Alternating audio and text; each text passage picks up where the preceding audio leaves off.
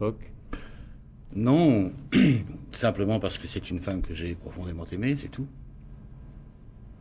Alors elle n'a pas joué un rôle particulier, ça a été... Il portait en lui la fierté et la solitude des hommes qui ont trop vécu. À 72 ans, Alain Delon n'a plus rien à prouver, et pourtant, ce jour-là, sa voix tremble légèrement, presque imperceptiblement. Devant la caméra, il ne joue plus. Il se souvient. Romy Schneider. Un nom, une présence, une absence. Depuis des décennies, on évoque leur histoire comme une légende, une tragédie, une passion impossible. Mais lui, il n'en a presque jamais parlé. Aujourd'hui, pour la première fois, il accepte. Je lui dois tout, dit-il simplement. Une phrase, courte mais lourde de 50 ans de silence. Delon, l'icône du cinéma français, le visage de la beauté froide et du mystère. Romy, la grâce autrichienne devenue étoile mondiale, la lumière et la douleur mêlées.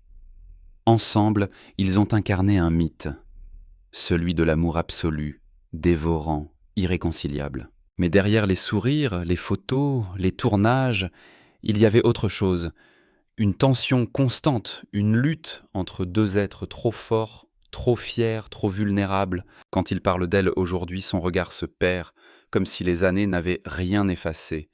Les mots qu'il prononce semblent venir d'un autre temps, d'un autre lui. Romy, c'était la vérité, puis un silence. Et moi, j'étais le mensonge. Pourquoi maintenant ? Pourquoi, après tout ce temps, Delon choisit-il de parler ? Peut-être parce qu'à l'approche du crépuscule, les héros déposent enfin leur masque. Parce qu'il sait que sans elle, son histoire ne serait pas complète. Et parce qu'au fond, entre les deux, il y a encore une promesse inachevée. Le film que vous allez voir n'est pas une confession. C'est un voyage à travers la mémoire d'un homme, à la recherche de ce qu'il a perdu et de ce qu'il lui reste. Une histoire d'amour, de gloire, de douleur et de silence. Qui était vraiment Romy pour lui ?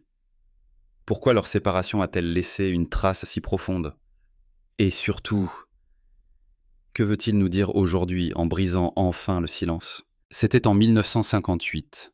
Romy Schneider venait d'arriver à Paris. Elle avait 19 ans, un accent charmant, un visage que l'Europe entière associait déjà à celui de Sissi. Elle sortait d'un monde de rigueur, d'horaires précis, de tournages réglés au millimètre. L'Autriche l'avait faite reine de cinéma, mais elle voulait autre chose. Respirer, grandir, se prouver qu'elle n'était pas seulement une princesse de conte de fées. Alain, lui, n'était encore personne. À 23 ans, il vivait de petits rôles, d'attente et de colère rentrée.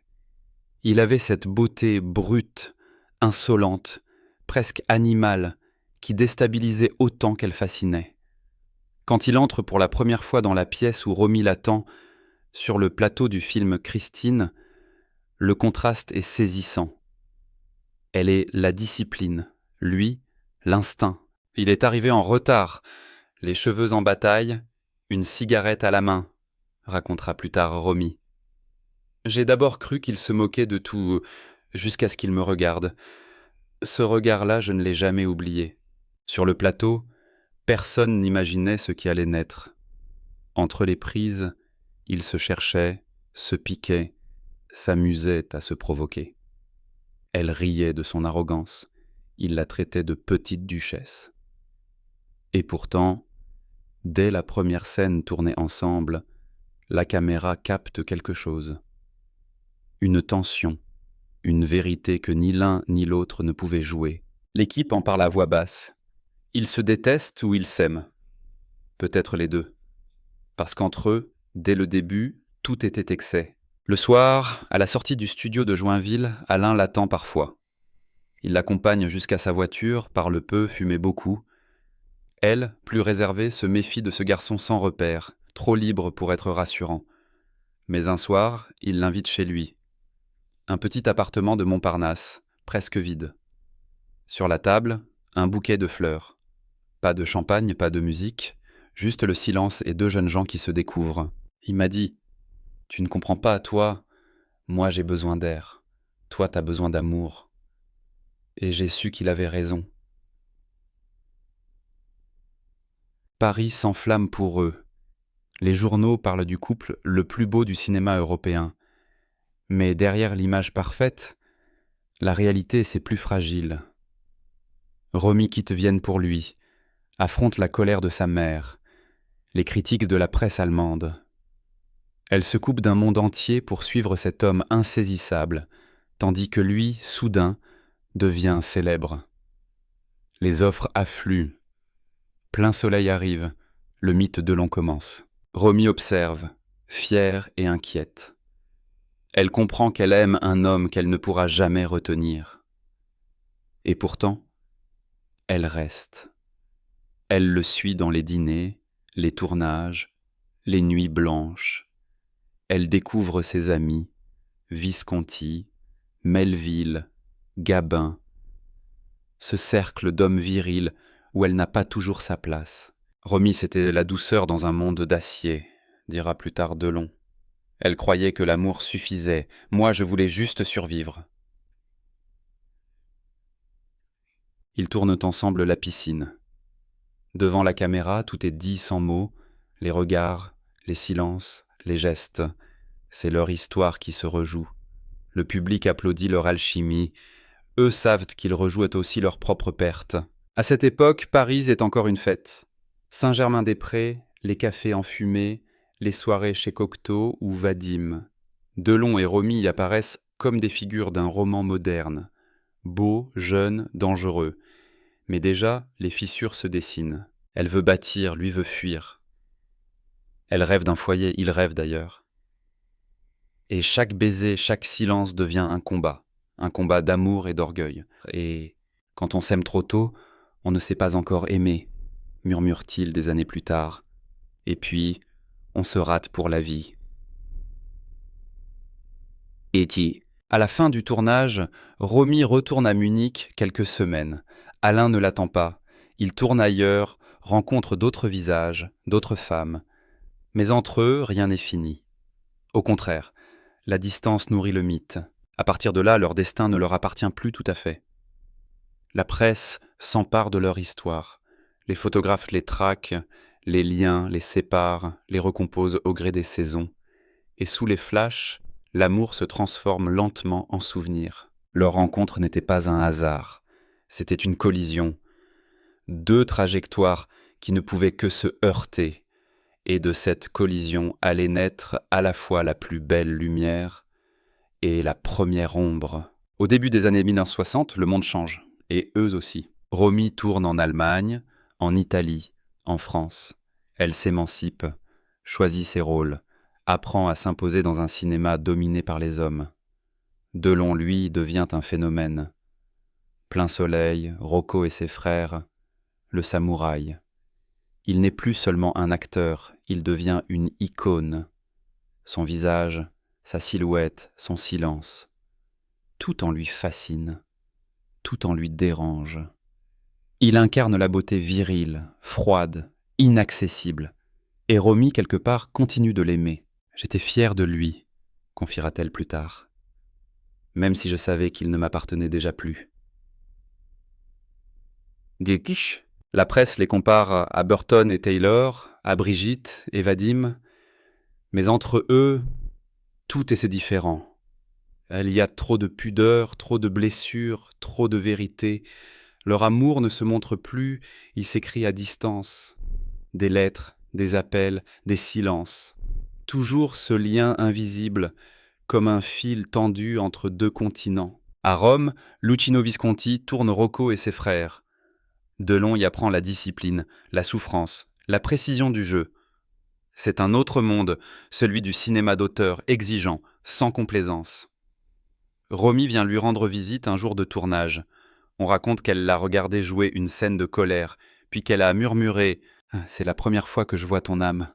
Il sourit, gêné, mais cette phrase le suivra toute sa vie. Les années passent, rapides, lumineuses. Delon travaille sans répit. Il enchaîne les tournages, les voyages, les femmes. Il ne dort presque pas, il se construit une armure. Romy, de son côté, épouse Harry Meyen, un acteur allemand. Elle devient mère. Mais son regard reste le même. Intense, inquiet, tournée vers l'horizon. Elle joue dans La piscine, Les choses de la vie, César et Rosalie. Chaque rôle semble parler d'elle, d'une femme forte et brisée à la fois. Romy portait la fragilité comme d'autres portent en des bijoux, dira Claude Sautet. Elle avait cette manière de regarder la caméra comme si elle disait « Je souffre mais je continue ». Pendant ce temps, Delon s'impose comme le roi du box-office français. Avec Melville, avec Deray, avec Verneuil, il forge une légende. Mais derrière la perfection de son image, il y a l'ombre. Des amitiés dangereuses, des histoires qui tournent mal, un monde où la loyauté et le silence valent plus que la gloire. Un soir, dans un hôtel parisien, Romy et lui se retrouvent par hasard. Elle, en robe noire, les yeux brillants. Lui, plus fatigué, plus dur. Ils se parlent doucement, presque timidement, comme deux inconnus. « Tu sais, dit-elle, on ne peut pas aimer deux fois de la même façon. » Il répond, « Je n'ai jamais aimé autrement. » La scène ne durera que quelques minutes, mais pour eux, c'est tout un siècle. Leur histoire n'est plus un amour, c'est une empreinte. Romy continue de travailler. Delon, lui, produit ses propres films. Ils se croisent parfois, à des cérémonies, à des dîners. Toujours ces regards, cette complicité silencieuse. Jamais un mot de trop, jamais un mot de rancune. Dans les années 1970, la France les érige en mythes vivants. Ils représentent deux visages d'une même époque. Elle, la passion, la sensibilité, la vérité nue. Lui, la rigueur, la maîtrise, le mystère. Et pourtant, derrière la gloire, les failles grandissent. Delon, devenu symbole d'une génération, commence à se méfier du monde. Il fuit les journalistes, s'isole dans sa propriété de Douchy. Romy, elle, se bat contre la solitude, les excès, la douleur d'une vie trop publique. « On nous regardait comme si nous étions invincibles », dira-t-elle un jour. Mais personne ne voyait nos nuits blanches. Dans une interview de 1973, on demande à Delon s'il aime encore Romy. Il répond, après un long silence, « L'amour, c'est ce qui ne meurt pas, même quand tout est fini. » Cette phrase, reprise par les journaux, circule partout. Mais pour lui, ce n'est pas une déclaration, c'est un constat, car la gloire les a séparés plus sûrement que le temps. À mesure que les années avancent, chacun porte sa part du mythe. Lui, le héros solitaire. Elle, l'éternel blessé. Mais derrière le miroir, il y a deux êtres qui, malgré tout, continuent de se chercher. Pas pour revivre le passé, mais pour le comprendre. Romy confie à un proche, quand on a aimé Delon, on ne guérit jamais vraiment. Et lui, dans une lettre jamais publiée, écrit simplement « Si j'avais su te garder sans te briser, peut-être que tout aurait été différent. » Ce sont leurs années de gloire, les plus belles, les plus cruelles, des années où tout semblait possible, sauf la paix. Le temps, lentement, a commencé à les séparer. Pas d'un coup, pas avec fracas, mais par de petites choses. Des mots qu'on n'a pas dits, des gestes qu'on a retenus, des absences qui deviennent habitude. Au début, tout semblait encore possible. Ils s'écrivaient, s'appelaient parfois, se retrouvaient entre deux tournages. Des rencontres furtives, comme des éclats du passé qu'on voudrait retenir. Mais déjà, quelque chose se fissurait. Romy, installée à Berlin, essaie de reconstruire sa vie. Un mari, un enfant, une carrière internationale. Elle tourne sans relâche de l'importance et d'aimer à une histoire simple. Mais dans ses yeux, il y a toujours cette nostalgie, cette mélancolie qu'elle ne cache plus. Delon, lui, se tait. Il se protège derrière son image, celle de l'homme fort, du samouraï du cinéma français, mais derrière cette façade, les blessures s'accumulent, la célébrité pèse, les affaires l'éloignent du cinéma, les rumeurs le poursuivent, et dans son regard, parfois, un vide. « Je me suis perdu quelque part entre deux tournages », confiera-t-il plus tard. Peut-être entre deux amours. Ce soir-là, à Paris, ils dînent ensemble après des années de silence.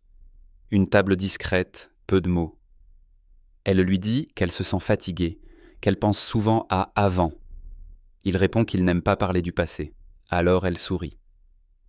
Mais dans ce sourire, il y a quelque chose de brisé. On ne se disait plus les choses essentielles, racontera-t-elle à une amie. On croyait que se comprendre sans parler suffisait. C'était faux. Pourtant, malgré tout, ils restent liés. Elle continue de l'appeler « mon Alain ». Lui garde chez lui des photos d'elle posées sur un piano sans cadre, comme des morceaux d'une vie qu'on ne peut ni jeter ni ranger. Mais alors, les épreuves commencent à s'enchaîner. Le mariage de Romy se délite. Elle sombre dans des excès, dans des nuits qu'elle voudrait oublier. Delon, lui, vit des drames qu'il ne contrôle plus. La mort rôde autour de lui, dans son entourage, dans les journaux. L'image parfaite se fissure. Quand la lumière s'éteint, on ne voit plus que les cicatrices, dira-t-il bien plus tard. À cette époque, leurs chemins semblent enfin se séparer pour de bon. Elle s'enfuit vers d'autres tournages, d'autres pays. Lui vers d'autres amours, d'autres vies. Mais au fond, rien n'est terminé. Parce que ce qui les unit n'est plus seulement l'amour, c'est la mémoire. Un soir, sur le tournage de La Banquière, quelqu'un prononce son nom. Elle se fige. On lui demande si elle a revu Delon récemment. Elle répond simplement « On ne revoit pas un fantôme, on vit avec ». Et pourtant, quelques semaines plus tard, elle reçoit un appel. C'est lui, sa voix, la même. Grave, un peu rauque, il ne dit presque rien. Juste je t'ai vu à la télé, t'étais belle. » Elle rit, et puis pleure, sans qu'il le sache. Ce soir-là, dans son journal, elle écrit « Il me manque, mais ce n'est plus de l'amour, c'est une blessure qui ne guérit pas. » De son côté, Delon ne parle jamais d'elle en public. Mais ses proches savent. Il garde toujours un silence étrange quand on évoque Romy Schneider. Comme si, en parler, c'était risquer de tout faire revenir. « Elle est en moi », dira-t-il, des années plus tard, les yeux baissés, et ça ne changera jamais. Pourtant, leur monde continue de s'effondrer, chacun de son côté. Romy perd son mari, puis un fils. Des tragédies successives qui la brisent. Delon, impuissant, la regarde sombrer. Il ne dit rien, ne s'affiche pas, mais il veille. De loin, toujours. Les fissures sont devenues des failles. Leur vie, deux continents séparés. Mais entre eux, une fidélité tacite, une tendresse indestructible. Pas celle des amants, ni des amis. Quelque chose de plus profond, quelque chose que ni le temps, ni la douleur n'effacent. « Je n'ai jamais cessé d'être avec elle », confiera Delon à un journaliste. « Même quand elle n'était plus là. » Cette phrase, au moment où il la prononce, glace le plateau. Parce qu'on comprend qu'il parle d'elle au présent alors qu'elle n'est plus. Et dans ce lapsus, tout est dit. Les fissures, désormais, ne sont plus à réparer. Elles sont devenues des traces, des cicatrices partagées. Et au cœur de ces blessures, il reste une promesse silencieuse, celle de ne jamais oublier. Puis il y a eu ce jour, celui qu'il n'oubliera jamais, celui où tout s'est arrêté. Le téléphone sonne, un matin de mai 1982. Il décroche. Et le monde, soudain, devient silencieux. Romy Schneider et c'est morte. Le reste, il ne le raconte jamais en détail. Seulement quelques mots, prononcés un jour, des années plus tard. Quand j'ai appris, j'ai compris que je ne rirai plus jamais de la même façon. Non, on dira que c'était un accident, une chute, un cœur fatigué, une vie trop lourde. Mais pour lui, c'était autre chose. Une déchirure, une fin qu'il n'avait pas vue venir, ou qu'il refusait de voir. Romy avait tout traversé, la gloire, les amours, la douleur, la perte d'un fils. David, tombé d'une grille, à 14 ans. Après cela, plus rien ne tenait debout. Les photos d'elle dans les derniers mois montrent un visage presque translucide, un sourire mince, comme une excuse. Delon, ce jour-là, n'a pas parlé. Il s'est enfermé chez lui, 3 jours sans répondre à personne. Et puis il est parti, seul, à l'hôpital où reposait Romy, Les infirmières diront plus tard qu'il est resté longtemps, très longtemps, devant elle, sans un mot, juste sa main sur la sienne. Elle avait l'air en paix, dira-t-il plus tard, comme si enfin elle avait trouvé ce que moi, je cherchais encore. À partir de ce jour-là, il ne sera plus jamais tout à fait le même. Les amis le voient se replier, se durcir. L'homme sûr de lui devient ombre. L'acteur brillant devient statue. Tout, désormais, passe par le silence. Mais alors, que reste-t-il quand les mots s'effacent ? Des souvenirs, des lettres, des gestes minuscules. Un ruban, une photo, un parfum. Dans sa maison de Douchy, il garde un tiroir qu'il n'ouvre presque jamais. À l'intérieur, un Polaroid 2.2, pris dans les années 1960, un modèle griffonné au dos. Pour mon amour impossible. Toujours.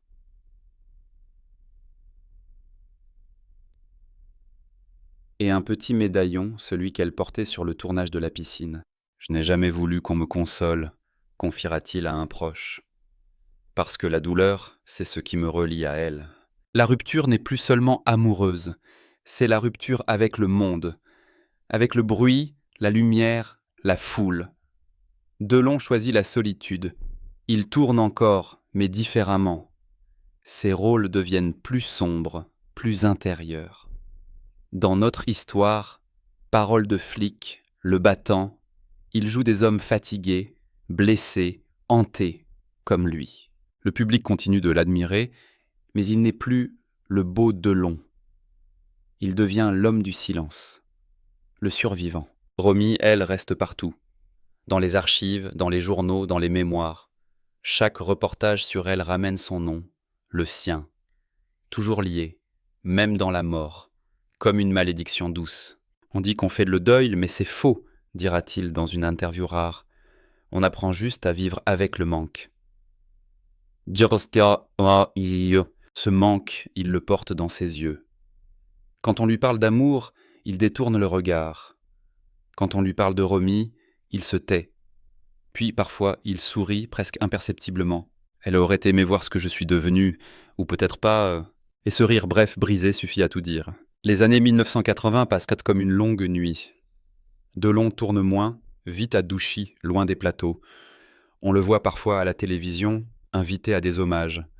Chaque fois qu'une image de Romy apparaît à l'écran, son visage se ferme. Un battement de cils, un souffle, et le silence. Mais dans ce silence, il y a encore de la tendresse.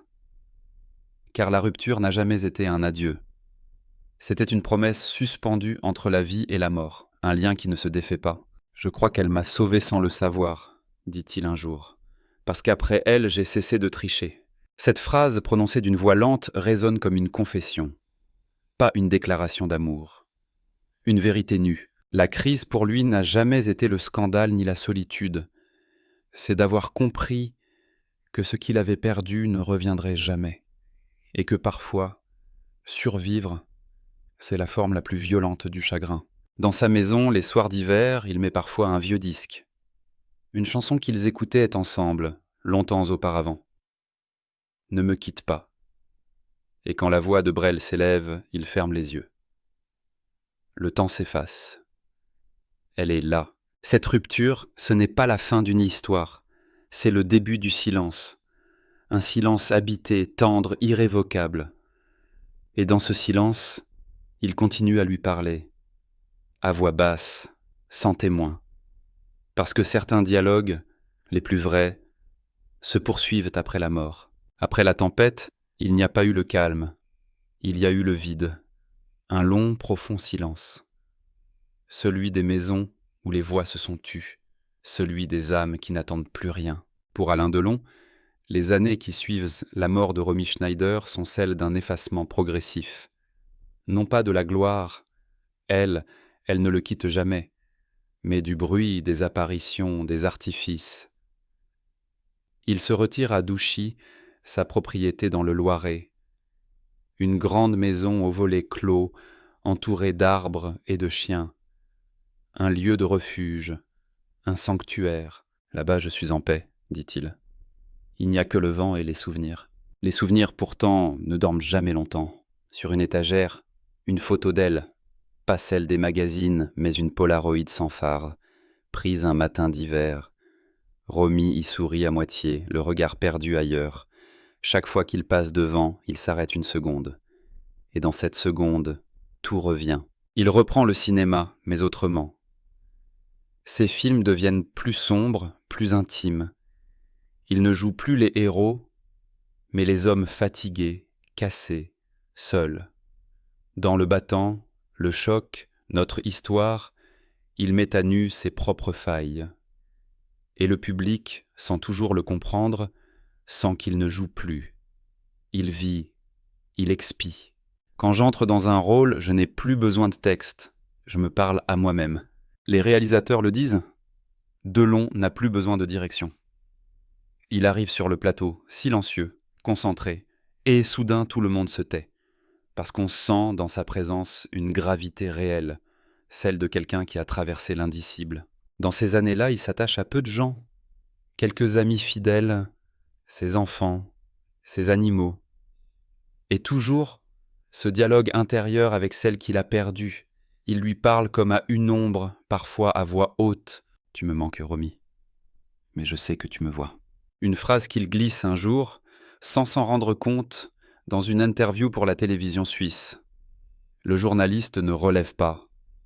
Mais ceux qui connaissent son histoire, eux, comprennent. Pourtant, la vie continue. Et la France, malgré tout, continue de le regarder comme une légende. Les jeunes acteurs viennent à lui comme on va voir un maître. Certains lui demandent conseil, d'autres seulement un regard. Delon écoute, observe, parle peu, mais quand il parle, c'est toujours juste. Le talent, dit-il, c'est de ne pas mentir. Et peut-être que Romy lui a appris cela. De son côté, les hommages à Romy se multiplient.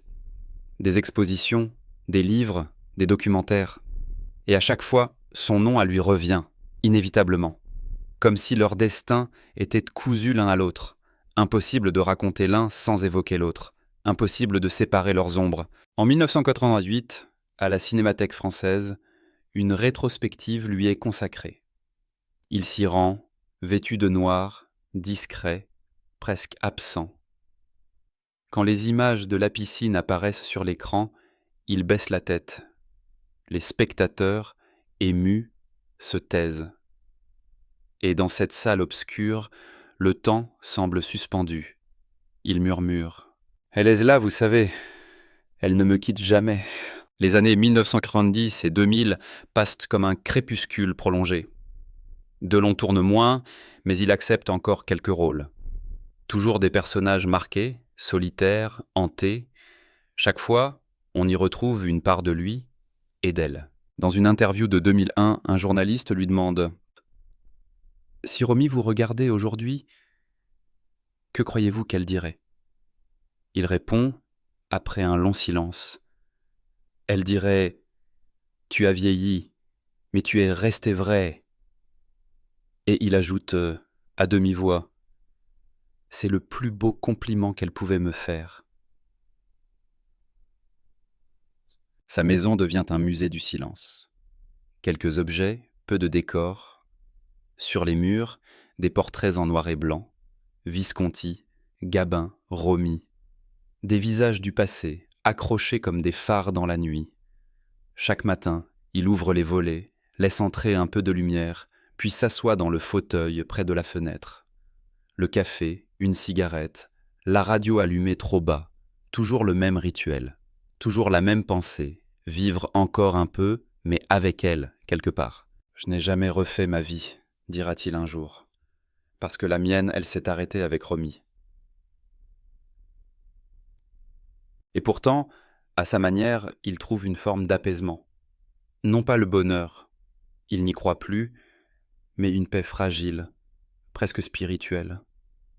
Il parle à ses enfants, rit parfois, regarde le ciel. Et quand on lui demande s'il regrette, il répond « Non, parce qu'aimer, c'est ce qui m'est arrivé de plus vrai. » Un soir, il reçoit une lettre d'un jeune acteur. Quelques lignes simples. « Merci, monsieur Delon.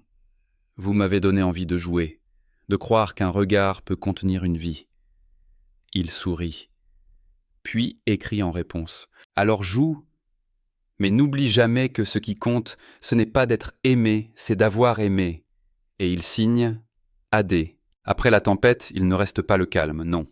Il reste la vérité nue, celle d'un homme qui a tout connu, la gloire, la chute, la perte, et qui, au soir de sa vie, comprend enfin que l'amour n'était pas une faiblesse, mais la seule force qu'il ait jamais eue. C'était une interview comme une autre. Du moins, c'est ce qu'on croyait. Une émission du soir, un plateau sobre, des lumières douces. Alain Delon, à 72 ans, assis face aux journalistes. Les cheveux gris, le regard clair, les mains jointes, le ton calme, presque apaisé.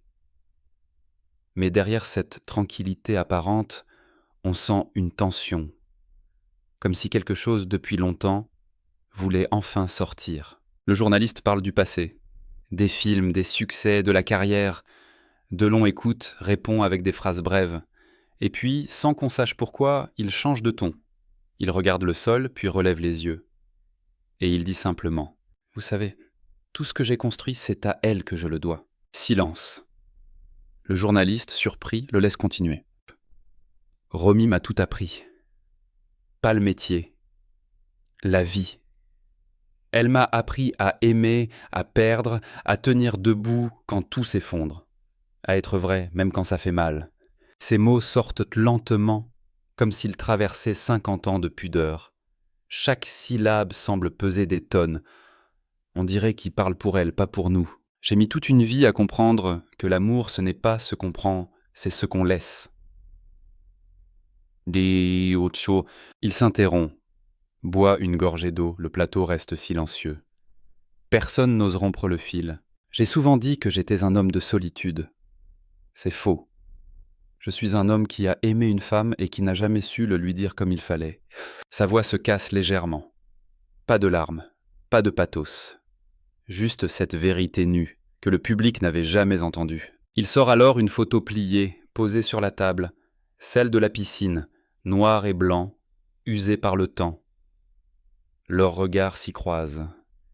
Il la montre, sans un mot. Le journaliste murmure « Vous l'avez gardée toutes ces années ?» Et Delon répond, doucement « Non, c'est elle qui m'a gardé. » Un frisson parcourt le studio. Le silence devient presque religieux. Cette séquence sera diffusée partout. Les réseaux sociaux, les journaux, les chaînes d'infos. Mais aucun titre ne parvient à traduire ce moment. Ce n'était pas une confession, ni un hommage. C'était un adieu définitif, prononcé à voix basse. Les téléspectateurs diront plus tard « Il a enfin parlé ». Mais ceux qui l'ont vraiment écouté ont compris. Il n'a pas parlé. Il a délivré son âme. Dans les jours qui suivent, Delon reçoit des centaines de lettres. Des inconnus, des fans, des artistes, tous touchés par cette pudeur enfin brisée. Beaucoup lui écrivent qu'ils ont revu la piscine, qu'ils ont pleuré. D'autres simplement « Merci d'avoir dit ce que nous n'avons jamais osé dire ». Il lit chaque lettre lentement, une par une. Et sur certaines, il ajoute un mot avant de les ranger. Oui, elle était tout. Oui, je l'aime encore. Non, le temps n'efface rien. Dans une rare interview donnée quelques mois plus tard, on lui demande « Pourquoi avoir attendu si longtemps ?»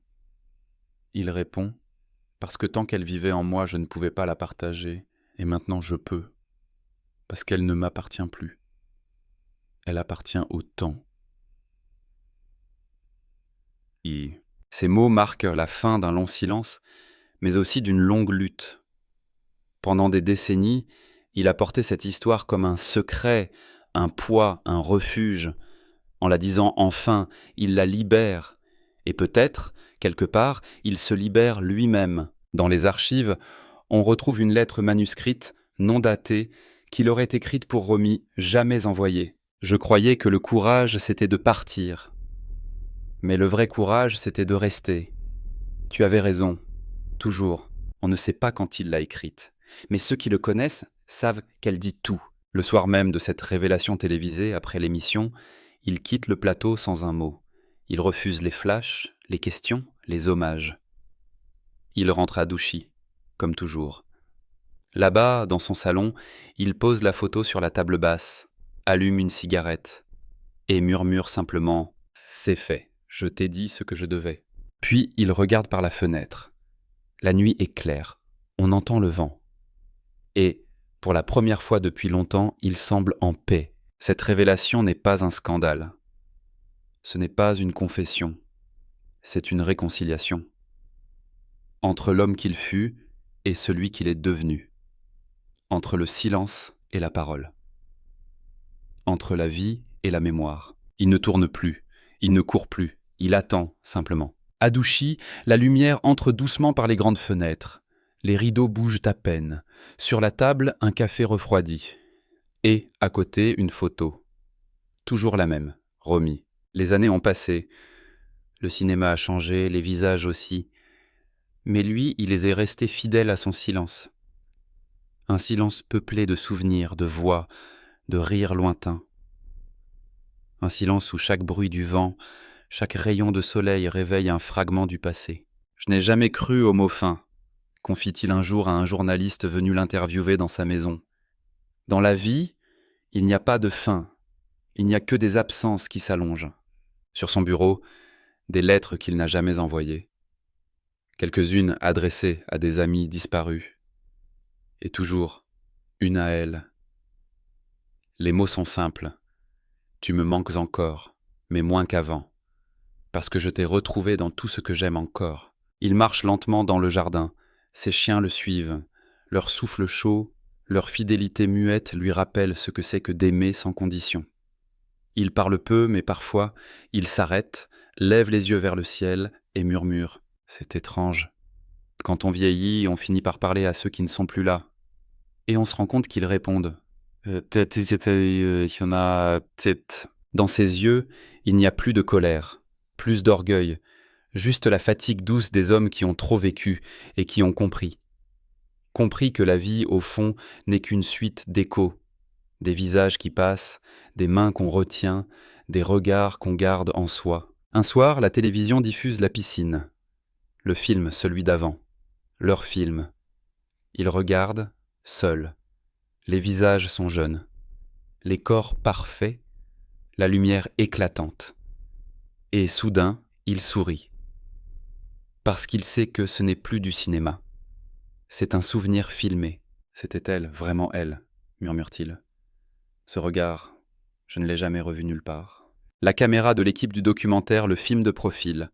Un vieil homme face à une image d'éternité, et pendant un instant, on a l'impression qu'il dialogue avec l'écran, avec elle. Aujourd'hui, les jeunes générations le redécouvrent. On parle de lui comme d'un monument, d'un mythe. Mais derrière le mythe, il y a un homme. Un homme qui un jour a aimé trop fort et qui n'a jamais cessé d'aimer. Si c'était à refaire, lui demande un journaliste. Il réfléchit longuement, puis répond, sans détour. Je referai tout, même les erreurs, parce qu'elles m'ont conduit à elle. Ce soir-là, il ferme les volets, rentre chez lui. Dans la maison, tout est calme. Les murs, les livres, les souvenirs. Il allume une dernière cigarette, regarde la fumée s'élever, et murmure, presque pour lui-même, « J'ai eu la chance d'aimer quelqu'un qui ne meurt pas. »